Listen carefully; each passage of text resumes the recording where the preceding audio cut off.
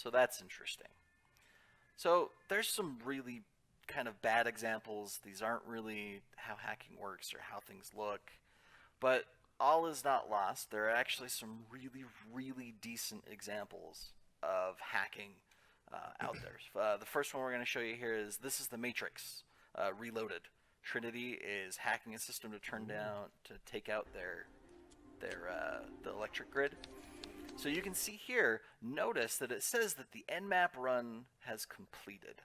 And then it shows you, ostensibly, she's run Nmap before, and you can see that the machine that she hit actually does in fact have SSH open on port 22, which is the right port for SSH.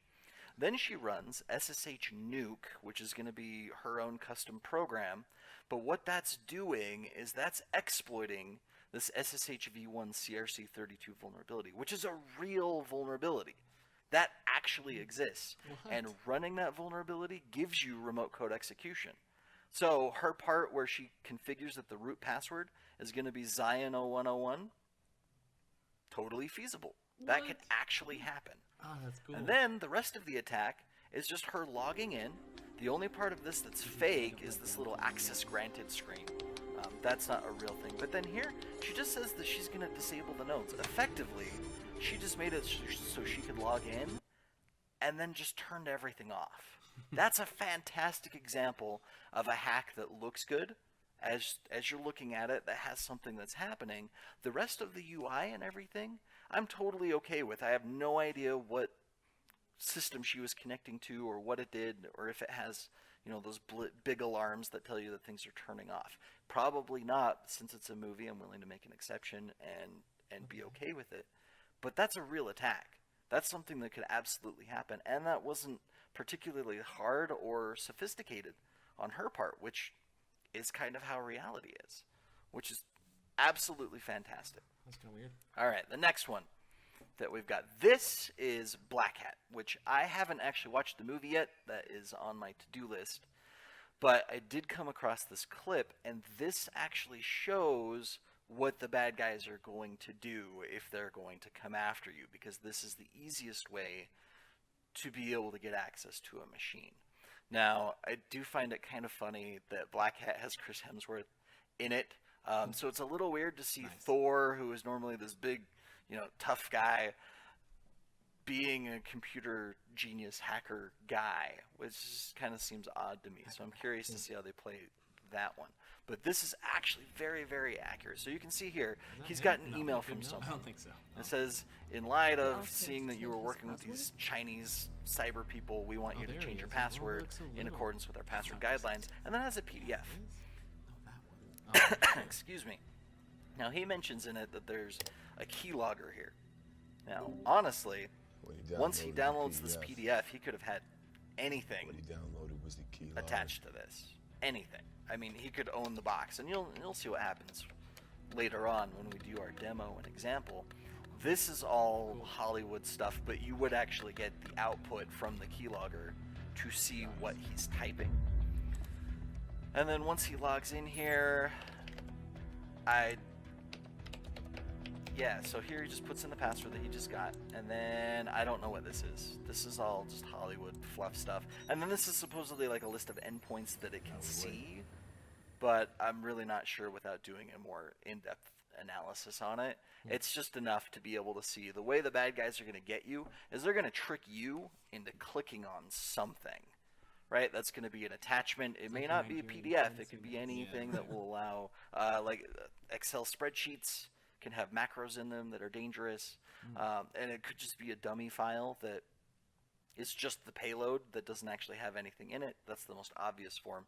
But then other ones will actually have things. That PDF could have been an actual PDF showing guidelines and look completely legit, so you would never know that you just downloaded something malicious until the fallout or whatever ended up Wow, happening there. Crazy. And you can MSF encode those things so that traditional antivirus doesn't end up showing you anything that's on it. So, yeah, interesting. Yo, Okay, and then okay. my favorite representation of all of the examples is Mr. Robot. They go out of their way to make everything as authentic as possible. All of the attacks that I have seen watching this are all plausible, I guess would be the word. Um, to the point where if you see right here, you've got PS8UX right here showing you that's an actual Linux command. That is something that you ran. And when I was watching this part specifically, you see how it says ASTU? I actually had to go and Google that to see if that was an actual binary that I didn't know about or if that was like a custom script or something. And the answer is it's a custom script that they wrote for the show to be able to show things.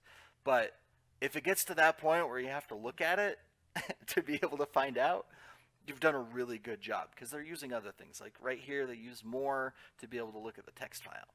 Next, they're in a car. They're hacking, cracking the keys for the wireless. Here again, we get some more command line kung fu. Fantastic. This I is know the some kind of flicks too, realism. though. And then I've done some here, of that you can programming. see that he's Yeah, actually sure. monitoring their webcam output. And if you don't believe that this is possible, we'll be able to show you some examples later on. This is absolutely possible. Maybe dance And the fact that my all of top the right attacks now. in Yeah. the show are plausible and they've gone out of their way to research, I think gives them major buku credit. It's one of my favorite things to be able to watch because it's accurate. My wife absolutely hates it when I sit there and watch a show and point out the flaws and the things that couldn't happen because of this or because of that. With this show, that's That's funny. very hard to do because they take a lot of their time to make Yeah, sure that you these get the things videos could off his actually computer, he could've happen. put We're something going in to his video switch files. gears a little No. bit and start talking about some I of the downloaded this good from my Google examples Drive. of Dan's on my hacking computer. in That's video it. games. Now, I'm He owns not my computer now. necessarily looking for exact realism He owns here, my but phone, let's be trying honest. to demonstrate some of the concepts or being able to give that feeling that you're hacking. And I think one of the really good examples that we have is in Deus Ex Human Revolution. So we can see here that what you end up seeing is essentially a network of machines, and they have different nodes, and each of them can get you different things, and they take different amounts of time to be able to hack. Now, obviously, this is a very rudimentary version of this, and you have the bad guys that are going to be able to attack back, but it is able to at least kind of show that relationship between adversary and victim and show that you have certain targets that you're trying to get to and kind of show the idea of being able to pivot from one machine to the other. Definitely not realistic in the sense that this is how you do it because it involves a lot more work than All just you're doing is clicking and saying Yeah. go after this thing and a lot That would more be work for them amazing. to shut you out because they have to be able to find you. Another classic example that we have of hacking in video games, of course, is Watchdog. Oh yeah. Because Watch Dogs That's the first thing I is thought of. about hacking. That's kind of the main thing. You are in a future version of Chicago. They have developed this operating system called CTOS or City OS.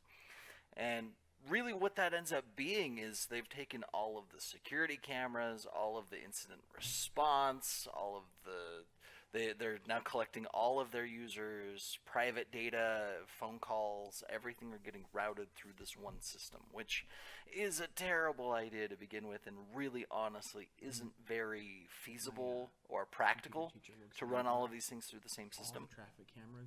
But One. as a hacker in a world where everything is controlled by one main operating system, being able to find an exploit Oh that my gets you gosh. admin in that operating system gives you a lot of work.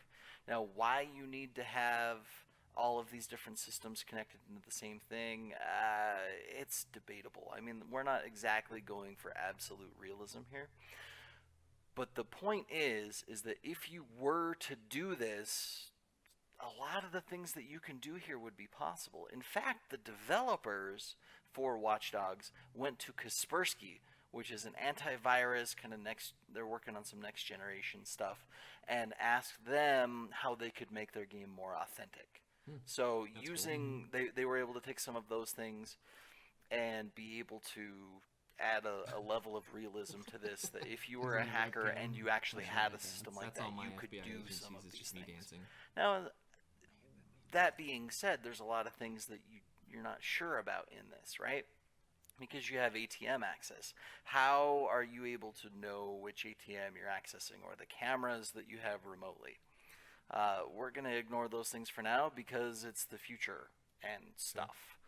But the question of, if you were in a world where everything was talking to everything else and you were able to find vulnerabilities, could you do some of the things that they show here? Could you activate the floor things to come up so that a person ends up wrecking? There's really no reason why not, if they're all controlled by the same things and you have control over all of that. Just like if you own a box, you own the box. If you own the administrator network to the entire city, then really you own the city.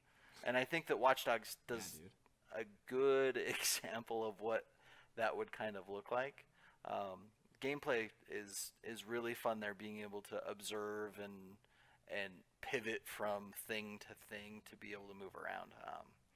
So obviously you can't have an episode without hacking, without mentioning Watch Dogs, because it's kind of, it's the premise of the entire game. And I think that they did a decent job with it. Super entertaining game to play, and doesn't irk me too much about the impracticality that you would have of them actually building the system, because you're excuse me, you're past that. You're saying we've already built it, and here would be the ramifications of that. And last but not least, a game that I never knew existed until I started doing some research on this is Hacknet. Now, this looks absolutely fantastic. Most of it ends up involving terminals, but you can see that they have different options. They showed some of the ports. You can see that you end up doing replacement of some of the website front-end things here. Absolutely great. Browsing through file systems, removing files, adding other files. This looks like a kind of game that I'm actually really excited to get. This is going to be one that's going on my must-buy list for sure. And then the Windows blue screen. It's awesome. That looks sweet. That looks really cool. So if you want to feel like you're a hacker, and probably even learn, from what I understand, they're actually using a lot of the same command line stuff in Linux, and they kind of guide you to teach you how to use those. It's another way to kind of beef up your technical chops a little bit and gain a better perspective on how these things work and how you go about doing it. Cool. So definitely worth checking out if that seems man. interesting That's awesome. to you. And now the time that I think everyone's been waiting for. I definitely know that I have. Yes. We're going to actually go through a demo of how hacking really works and what can really happen, what you can really do. Now I'm going to put out some caveats here first. I am doing what is pretty much as basic as it gets. We're running a Windows XP machine that has had no updates. We're not running a firewall. We're not running antivirus. We're not running anything on it. So I'm not trying to... what I'm trying to do is I'm just trying to show you guys, here's some of the things that can happen, not trying to show how to get around protections that we have existing. That's not the point. The point is these are real tools. These are real boxes. We're going to show a machine actually getting owned. So hopefully that's fun and entertaining for you guys. Yeah, I know it's going to be fun to be able to kind of share some of this stuff and show you this is what things are really like. If you're on the home Okay, so here's my setup here. So on the right we have that unpatched Windows XP machine that I talked about. You can see I already pulled up the command prompt. We've got our IP address just to show what we're working with here. On the other side, I have my Linux box running Kali Linux, which is produced by Offensive Security. Kali Linux is kind of Linux for hackers. All of the pen testing and offensive security stuff is kind of packaged into it, so it's a really good resource to kind of get started and get learning. I also have Armitage loaded up here. Armitage is made by a man named Raphael Munge. I've had a few occasions to be able to talk to him. He's a fun guy. Super animated. He even randomly gave me a hug one time when we were at DEF CON. Super cool guy. But yeah, so this is basically kind of a graphical front end for Metasploit. And Metasploit, think of that as kind of a collection or a bundle of different exploits, payloads, things that you can use in your pen testing. So this helps me. I like using Armitage because it's a visual representation of things, and I'm a very visual person. So being able to lay out, say, when I've done an Nmap scan and I'm looking at everything, being able to actually visualize how things play out helps me a lot. So what we're going to do is, to start off, this scenario would essentially be, we are on this machine. We'll say that we were able to own someone, set up our own box here, and now we're looking for targets to be able to exploit. So we're on an internal network. This isn't, I would hope that you wouldn't be able to do most of these to anything on the web. And by the way, don't try this if you don't own the machines. Don't try any of the things that you have here. It is actually, in fact, illegal to try to pen test someone's equipment without their permission. And by permission, I mean express written permission and usually a contract. So don't do it. It's illegal and it's bad. You can set up a lab just like I've done here, just with VirtualBox, and I didn't have to spend a dime to get any of this running. So test only on your own crap. All right. So we're here. We need to find a victim to be able to hack. So first thing we're going to do, just like Trinity did, is we are going to do an Nmap scan. We're just going to do a quick scan with some OS detection on it. Doesn't take very long. Now, normally I'd scan an entire range to try to find out what exists and what's out there, but we already know that we have a victim machine. So to save us some time, we are going to connect directly to it and scan it. So now Nmap is kicking off. We're going to give it a few seconds, and it is going to spit out that it was able to find a target. Whoa. And this target is running port 135, 139, and 445. I know all of those are Windows ports, so that is a good sign. Now we have this that pops up on our little corner. We can actually move it around if we want to, but we're going to keep it right there. Now, we don't know what we can attack on this thing yet. Now I'm going to do this the lazy way because I'm trying to be a little faster. You could do a lot of manual checks and things like that, but if it's okay to be noisy, which right now it's okay for us to be noisy because we don't have an IDS or anything set up to try to find us, we're just going to do find attacks. So what this is going to do is Armitage is going to have Metasploit look at all of the different exploits that it has available to it and try to find what looks like it will work and will be able to shove a payload in on this machine.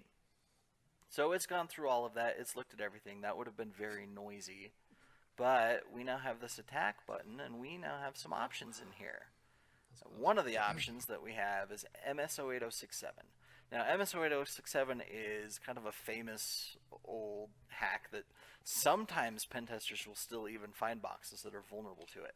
The thing that was notable about it is that it was prolific. Everything had it, and it was really, really reliable. Sometimes when you're hacking things, you can have an exploit that'll only work some of the times, and other times it could crash the machine and make it unusable. Whoops. Or do other nasty stuff that you really don't want to do on a box. So MS067 is really nice because it can be done reliably. You don't really have to worry too much about harming the box that you're connecting to. Nothing better than a So we're going to go ahead and exploit Jeez. this machine. Notice since we have that selected, it already populated these. These are all fields within Metasploit. So these are all things that you would have to normally type out and make sure that you have filled out correctly, but because we're using Armitage, it makes it a little faster and easier. Now we're going to just do a normal bind instead of a reverse connection.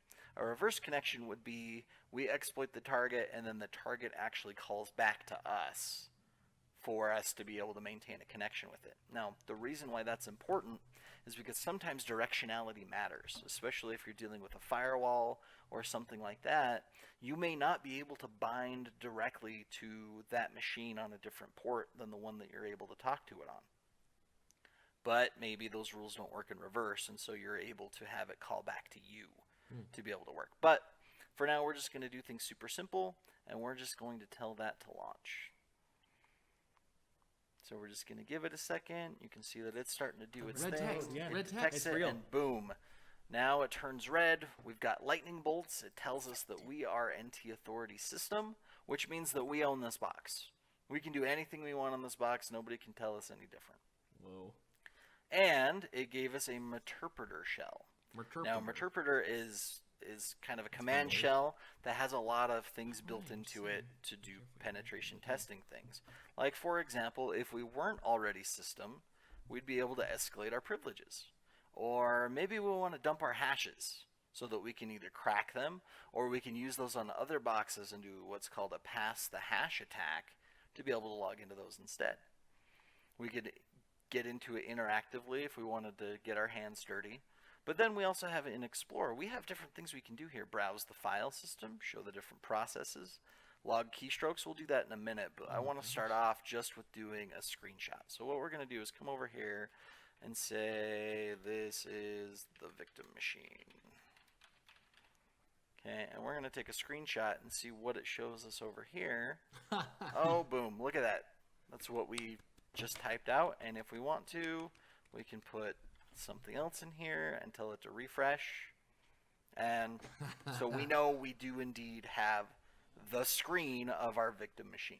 Oh my we gosh, can that's scrape amazing. and grab That's anything so cool. that we want off of it. We could monitor this thing, or set it up so that it just watches the whole time and we grab everything that's coming off of it.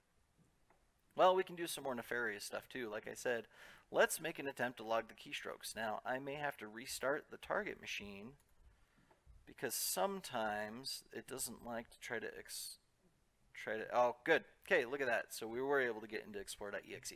Sometimes, like I said, it doesn't always work. Sometimes it requires a restart. That's just how things go.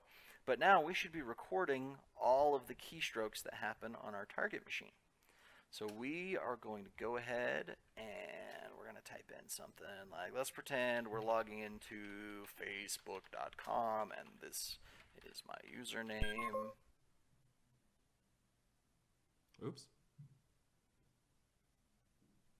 This is my password and a bunch of stuff, right? Okay. Okay, so you can see that we're actually able to capture all of that here. Whoa. Which is fantastic. So we're able to grab everything we want. Yes. There are fantastic. also options to be able to even do things like grab webcam stuff. On the interactive shell, you can actually have it stream your webcam, open up the audio so you can record from any of the mics or hear what's going on. And yeah, this machine is thoroughly owned and thoroughly ours. So at this point, we would do what they call post-exploitation, and we would start ensuring that we could maintain persistence on it maybe. If we're a bad guy, usually you don't do that when you're doing an actual pen test. But yeah, this box is ours and we own it. We can do pretty much whatever we would want with it. Nefarious, your pen.